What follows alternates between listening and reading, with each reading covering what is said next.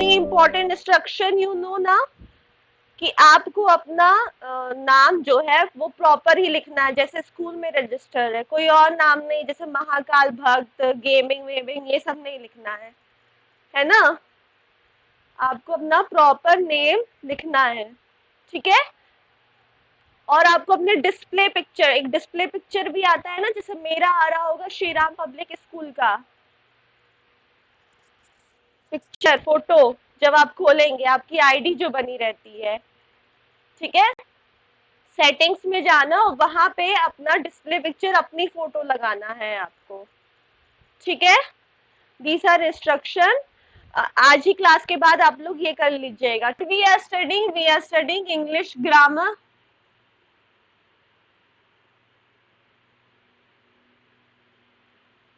Clear ना, board is clear? Okay, you can see जो हम लोग पढ़े हैं हम उसका रिवीजन करेंगे, ओके, ताकि आपने जो भी पढ़ा है वो आपको एकदम क्लियर हो जाए। सबसे पहले हम देखेंगे द सेंटेंस, ठीक है। बुक सबके पास होगी, बुक सबने परचेज कर ली, सबने परचेज कर ली है ना बुक, ग्रामर टाइम, ठीक है। तो उसका चैप्टर है, पहला ही चैप्टर है, क्या है, द सेंटेंस, है ना। And now anybody can tell me what is the sentence? Sentence होता क्या है? Okay, very good. Group of words arranged in proper order, arranged in proper order and make a complete sense is known as sentence, is known as sentence. समझ में आ गया ना what is a sentence? See, group of words arranged in proper order and make complete sense is known as sentence, is known as sentence. Clear? Definition clear? अब कभी नहीं भूलेगा ना sentence का डेफिनेशन। अब now tell me an example.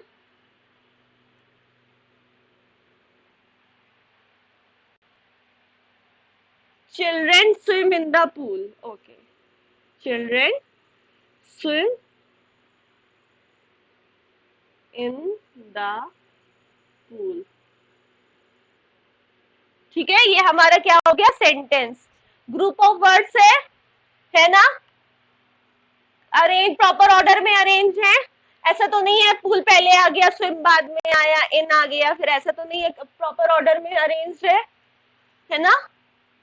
और एक complete sense भी दे रहे हैं, एक मीनिंग दे रहे हैं। ऐसा तो है नहीं कि हमें कुछ मीनिंग नहीं पता चल रही है, मीनिंग दे रहे हैं ना। So group of words arranged in proper order and which gives you complete sense is known as sentence. Clear?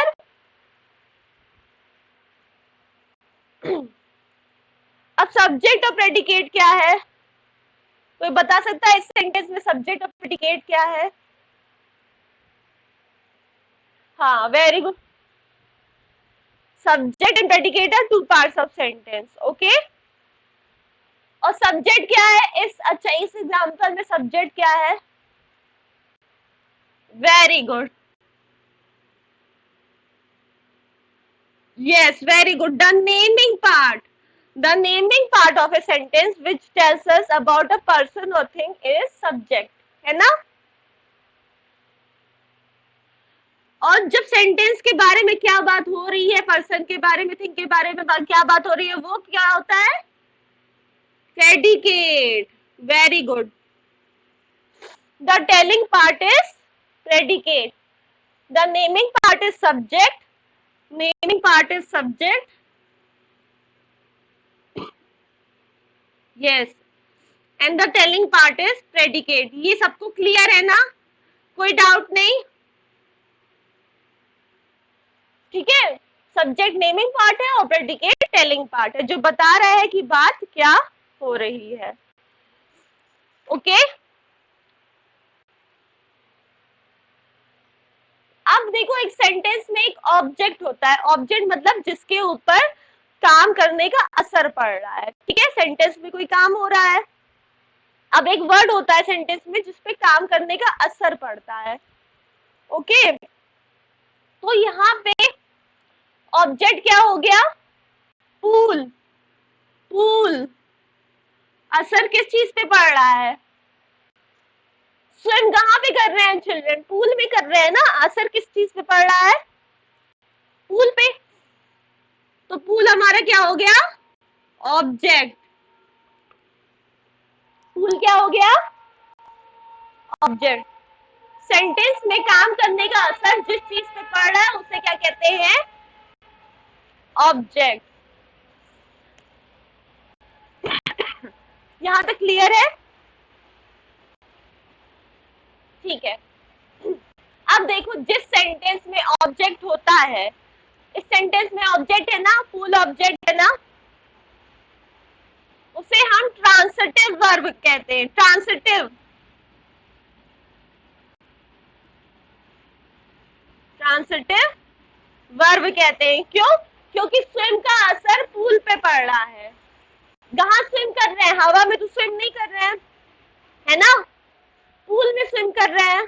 तो ये सेंटेंस में हमारे पास क्या है, ट्रांसिटिव वर्ब है, क्या है, हाँ क्या है, ट्रांसिटिव वर्ब, ओके क्लियर। जब सेंटेंस में एक ऑब्जेक्ट होता है जिसपे काम का असर पड़ता है तो वो क्या होता है, ऑब्जेक्ट होता है। सेंटेंस में जिस वर्ड पे काम का असर पड़ता है वो क्या होता है,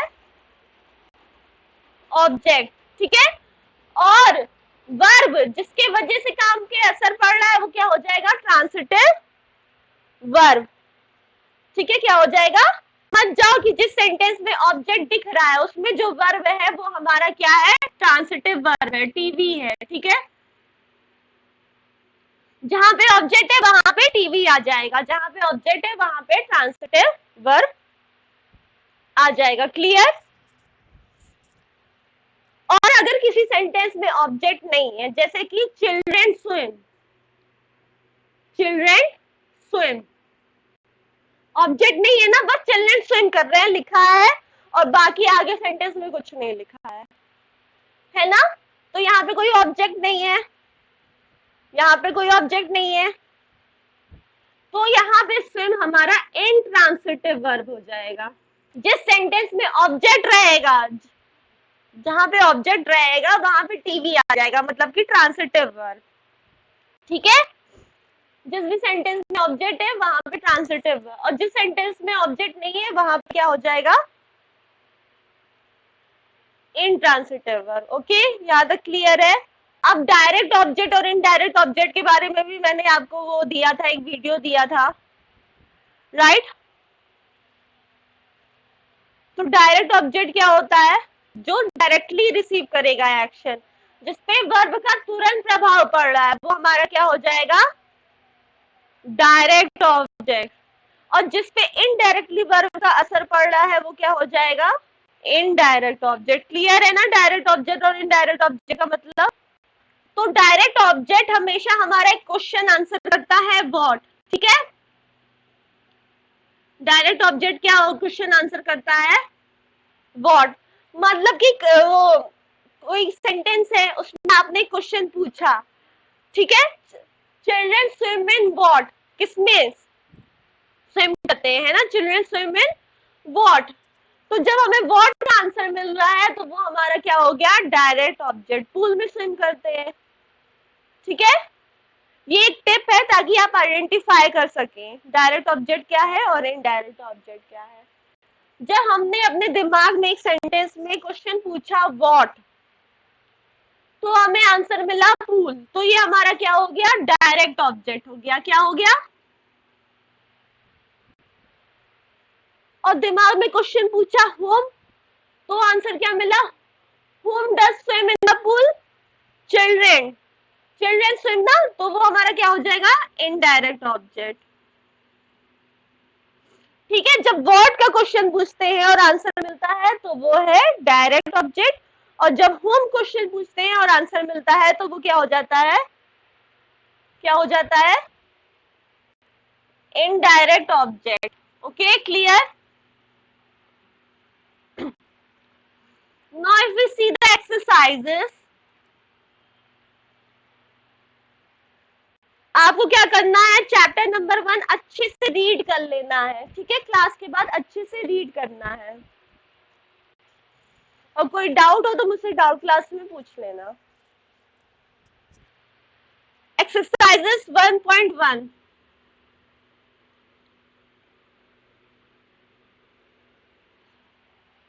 sentence number 1, I bought a computer game for my brother, यही है ना sentence? I brought a computer game for my brother. अब इसमें हमें क्या फाइंड करना है, हमें डायरेक्ट और इनडायरेक्ट ऑब्जेक्ट फाइंड करना है। तो वही हम दिमाग में दो क्वेश्चन पूछेंगे, व्हाट और whom, ठीक है? तो बताओ, I bought a computer game for my brother, what I brought, क्या लाए हम?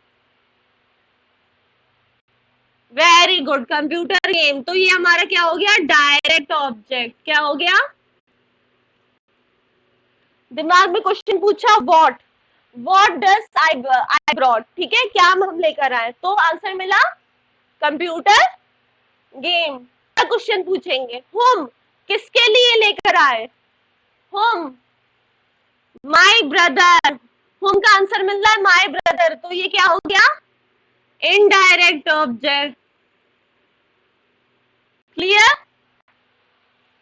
जब व्हाट पूछ रहे हैं उसका आंसर मिल रहा है कंप्यूटर गेम, तो वो direct object.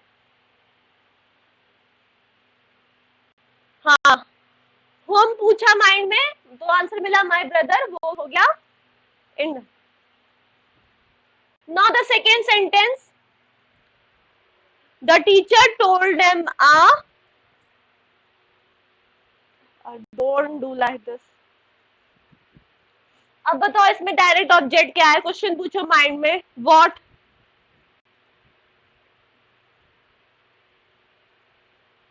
Teacher story, story बेटा, टीचर क्या बताई है, what does the teacher told, story.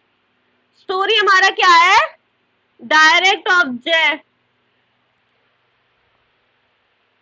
और होम टीचर ने किसको बताया, them, very good, them is the indirect object। Home question पूछा ना, आंसर क्या मिला, them, तो them हमारा क्या हो गया, indirect object. Clear? Third one, हाँ, please buy me a water bottle, what, क्या खरीदना है, very good, water bottle. Water bottle क्या है, इनडायरेक्ट की डायरेक्ट, वेरी गुड। और इनडायरेक्ट ऑब्जेक्ट क्या है, me, very good, me is indirect object, किसके लिए खरीदा जा रहा है, whom, me. Okay, now fourth one, she gave me a good book, direct object क्या होगा, very good, good book is your direct object. और इनडायरेक्ट ऑब्जेक्ट, मी, very good, मी indirect object. Okay, clear है ना? सेंटेंस नंबर 5 क्या है, He gave me a gift, direct object क्या है, gift, gift क्या है, डायरेक्ट ऑब्जेक्ट। और indirect object, me, very good, me is your indirect object. Sentence number 6,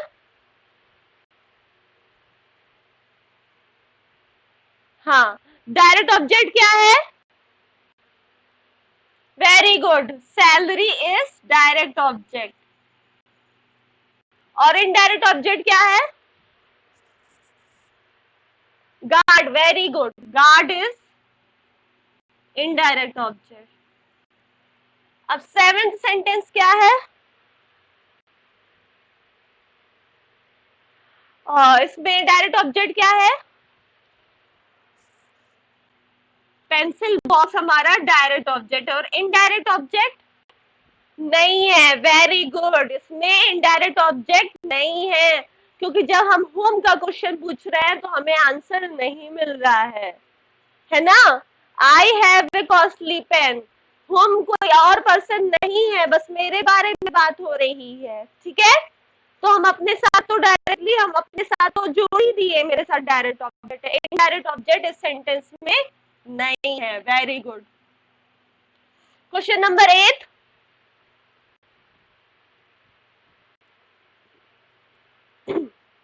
इसमें डायरेक्ट ऑब्जेक्ट क्या है? वेरी गुड, स्टोरी क्या है हमारा? Direct object. और इनडायरेक्ट ऑब्जेक्ट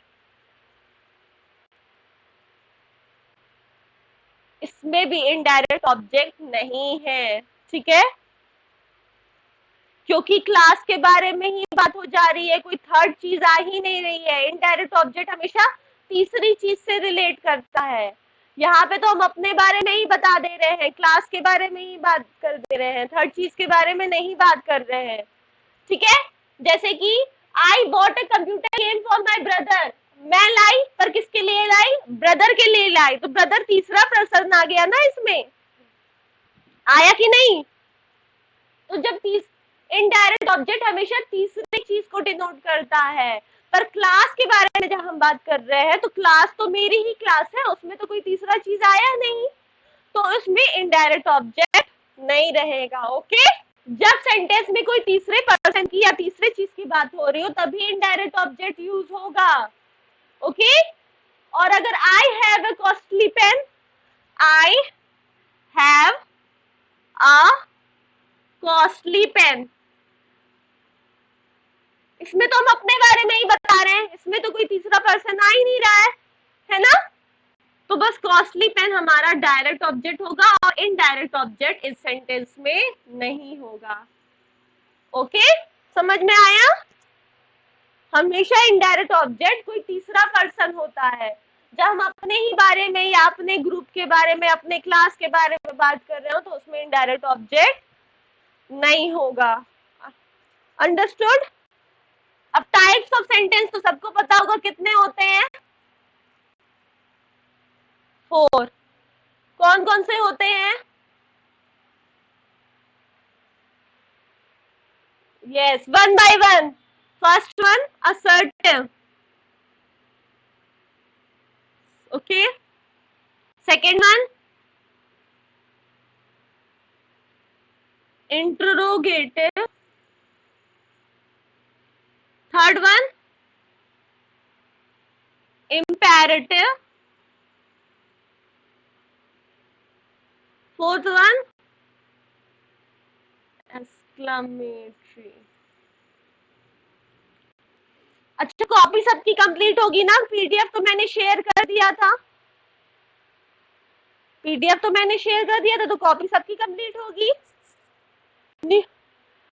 फिर भी मैं एक बार फिर से पीडीएफ शेयर कर दूंगी, इसलिए कॉपी मुझे एकदम कंप्लीट चाहिए। जब भी स्कूल खुलेगा आपकी कॉपीज चेक होगी और उसी पे शूट फॉर स्टार का फाइनल रिजल्ट डिक्लेयर होगा, तो कॉपी सबकी कंप्लीट होनी चाहिए।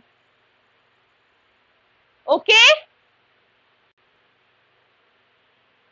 और दूसरी बात, जो बुक में अभी हमने एक्सरसाइज सॉल्व किया तो सबका एक्सरसाइज भी सॉल्व हो गया होगा, सबके पास बुक होनी चाहिए, जिसके पास नहीं है buy it. Okay, go to school and buy, get your book, और एक्सरसाइज भी कंप्लीट रखना। ओके, अब असर्टिव सेंटेंस क्या होता है? किसी को पता है असर्टिव सेंटेंस क्या होता है?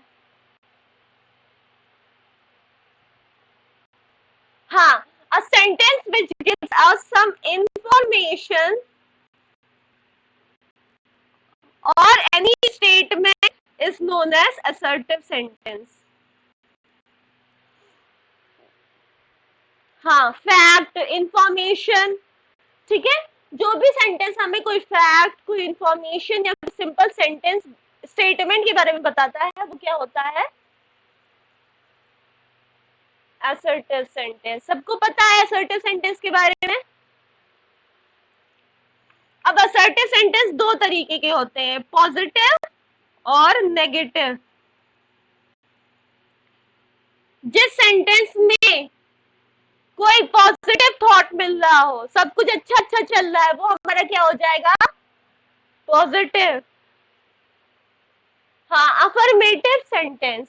और जिस सेंटेंस में कोई नेगेटिव थॉट मिल रहा हो, नो, नॉट, डज नॉट का यूज हो, वो क्या हो जाएगा? नेगेटिव। नेगेटिव सेंटेंस क्या हो जाएगा? पॉजिटिव को बस हम अफर्मेटिव कहेंगे, नेगेटिव को नेगेटिव ही कहेंगे। ठीक है? पॉजिटिव को बस अफर्मेटिव कहते हैं, नेगेटिव को नेगेटिव सेंटेंस ही बोलेंगे। क्लियर? क्लियर? पॉजिटिव सेंटेंस को सिर्फ हम अफर्मेटिव कहेंगे, नेगेटिव सेंटेंस हमारा नेगेटिव ही रहेगा। Now give me example of positive sentence. अब बुक से नहीं, by your own self, tell me by your own self. कोई भी example. My brother is working. हाँ, एनीथिंग, ओके, कोई भी positive sentence. My brother is playing, that is your positive affirmative sentence. And negative sentence simple, not लगा दिया, my brother is not playing, हमारा क्या हो गया? Negative sentence.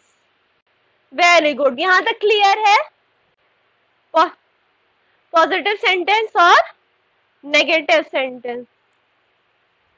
ठीक है, तो बाकी चीजें जो है वो हम नेक्स्ट क्लास में कंटिन्यू कर लेंगे।